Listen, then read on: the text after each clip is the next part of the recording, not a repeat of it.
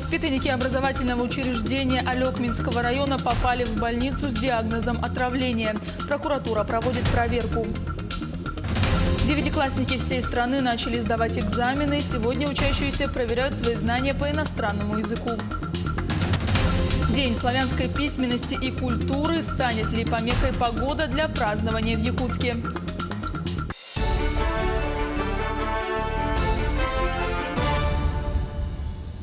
В эфире новости, в студии Юлия Великодная. Несовершеннолетние с признаками отравления обратились в медицинское учреждение Алекминского района. Прокуратура проводит проверку в Мальжигарской школе-саду в селе Улахан-Мунку. Ситуация находится на контроле прокуратуры республики. Напомню, в школе-саду села Улахан-Мунку Алекминского района отравились 10 детей и 1 педагог. В настоящее время больные находятся в инфекционном отделении Алекминской центральной районной больницы. Их состояние удовлетворительное. Территориальным отделом управления Роспотребнадзора в Алекминском районе оперативно вчера было начато санитарно-эпидемиологическое расследование с целью установления источника и причины возникшей групповой заболеваемости. Были отобраны материалы от больных и работников школы-сада, пробы с объектов внешней среды, питьевой воды, остатков готовой пищи для лабораторного исследования. Все пробы в работе. Противоэпидемические мероприятия продолжаются, но сегодня новых больных нету. Жители Нерюнгринского района пострадали от укусов клещей. Среди них ребенок. Все подробности у Екатерины Павловой. Лето еще не началось, а уже 3 жителей Нерюнгринского района обратились в лечебное учреждение в связи с присасыванием клещей. Из них 2 взрослых и 1 ребенок. Случаи нападения клещей зафиксированы при поездках людей по трассе со стороны Амурской области и Забайкальского края. Так, мама 7-летнего нерюнгринца после поездки в отпуск обнаружила клеща у сына на теле случайно. Ведь никакого дискомфорта ребенку он не доставлял. По приезду с отпуска мы обнаружили клеща, который, получается, за маечкой не видно было, а после того, как ребенка раздели, мы обнаружили клеща. Получается, приехали в нашу больницу Нерюнгринскую, где нам была оказана полностью помощь. Всем пострадавшим оказана медицинская помощь по удалению клеща, введен защитный препарат гамма-глобулин, чтобы не развивалось заболевание. Установлено медицинское наблюдение, симптомов клещевого энцефалита не наблюдается. В случае нападения клеща и нахождения его на теле человека необходимо незамедлительно обратиться в медицинскую организацию для оказания первой медицинской помощи. В течение 3 суток, 72 часа дается для проведения экстренной иммуноглобулинопрофилактики, она считается эффективной. И устанавливается срок наблюдения, температура измеряется, то есть менингиальные симптомы, то есть головная боль, тошнота, это все симптомы клещевого энцефалита в течение 14 дней. Акарицидная обработка – комплекс истребительных мероприятий по уничтожению иксодовых клещей. Для достижения большей эффективности обработка производится только при благоприятном прогнозе погоды в ближайшие пару дней. В настоящее время начато проведение акарицидной обработки. Специальная противоклещевая обработка территории лагерей, детских садов, школ, площадок, скверов, парков и так далее. Будет применяться специальный препарат, который действует на все виды клещей и на все их стадии развития. И все же самым эффективным средством борьбы с клещевым энцефалитом является вакцина-профилактика, которая защищает от опасности заражения на 3 года.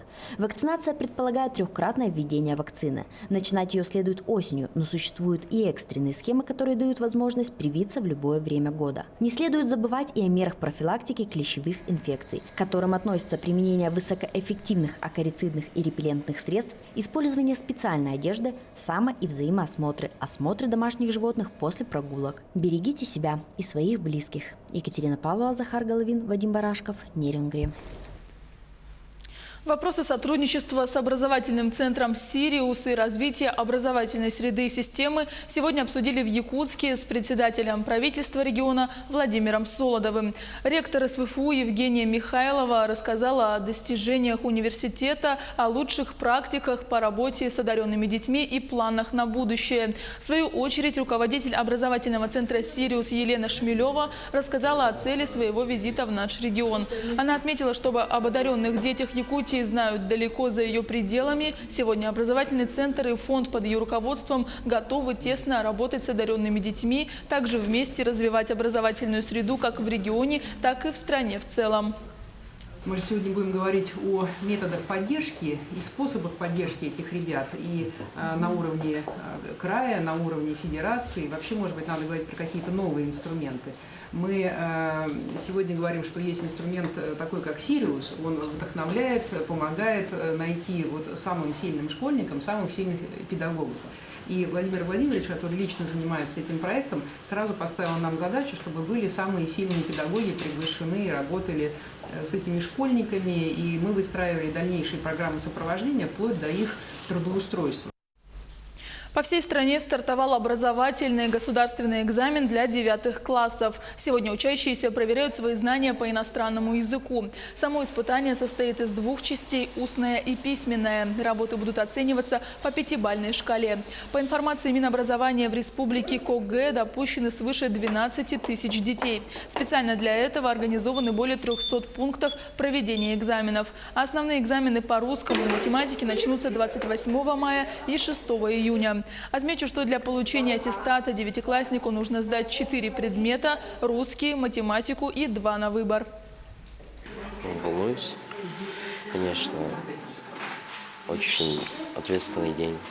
Люблю английский, думаю, будущая профессия будет связана с иностранными языками. Хорошо знать грамматику, лексику, чтение.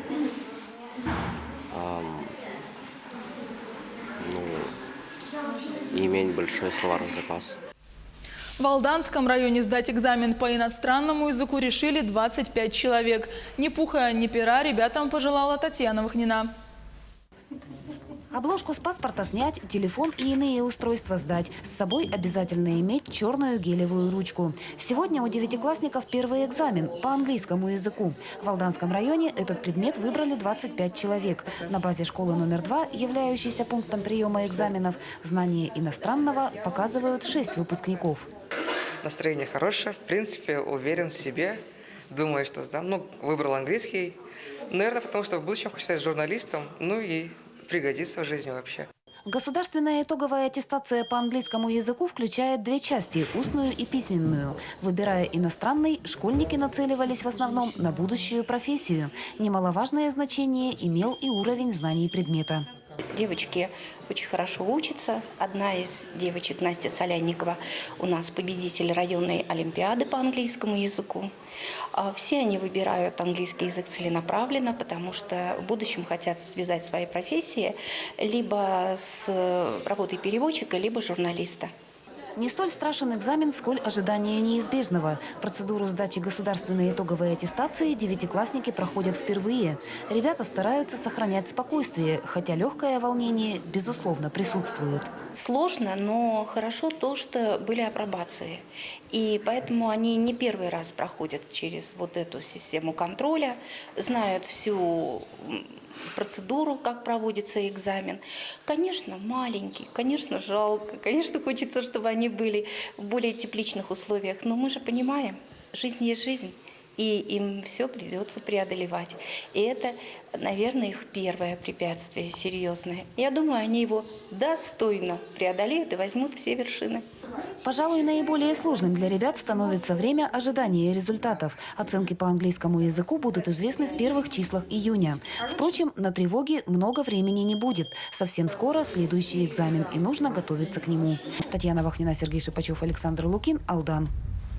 В Высшей школе инновационного менеджмента при главе республики проходит семинар «Современные кадровые технологии». 2-дневные курсы повышения квалификации проходят работники органов государственной власти и подведомственных учреждений. Здесь рассказывают про современные тренды в управлении персоналом и учат их применять в государственных организациях, среди которых наставничество, управление карьерой и продвижение сотрудников, методику разработки онлайн-курсов, стратегии обучения персонала и другие.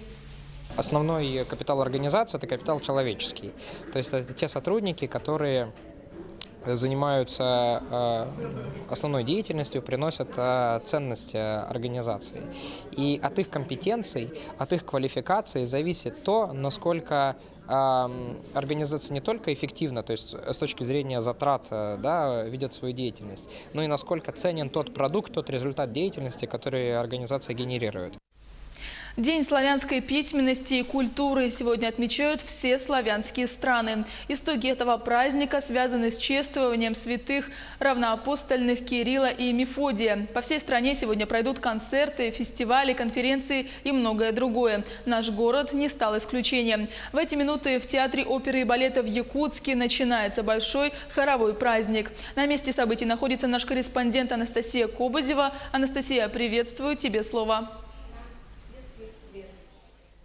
Юлия, я приветствую тебя. Сегодня мы отмечаем поистине большой и великий праздник. Сегодня все славянские народы вспоминают святых равноапостольных Кирилла и Мефодия. Именно благодаря этим величайшим просветителям в 863 году появился славянский алфавит. Кирилл и Мефодий перевели греческий алфавит в славянский, добавив к 24 знакам еще 14. И в честь одного из братьев азбука была названа кириллицей. Я также хочу сказать, мы знаем, что славянский алфавит не раз претерпевал изменения. Это происходило и во времена Петра Великого, это происходило и в 20 веке. И уже до наших дней он дошел в том варианте, в котором он, собственно, сейчас и есть.